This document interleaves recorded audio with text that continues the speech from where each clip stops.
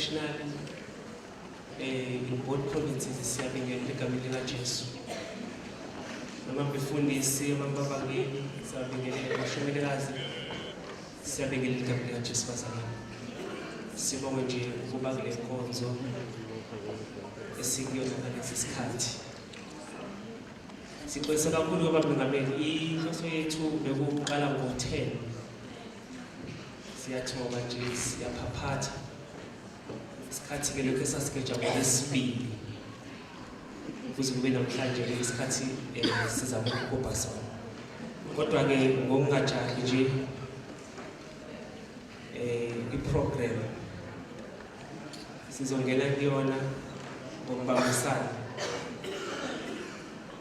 Mhlambe angikusho silindele unjawulo Dumisa. I believe ukuthi ukuhlongana encane kwami. So makufika nje usikhuluma samaplanga TV uzobaletha khona ngizobela endaweni yami. So siyohlelweni ke njengoba libhaliwe usisi la uzolusho uvula cela ukuvula inkonzo alunge umfowethu ugcina kuzwayo. Masuka lapho umkhuleko omkhulu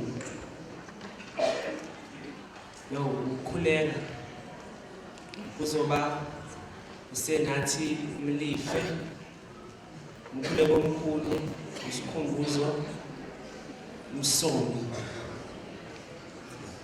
bese siyoba lapha ngasekugcineni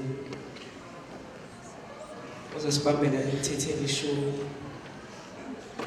umfowethu ubheki indwalwe.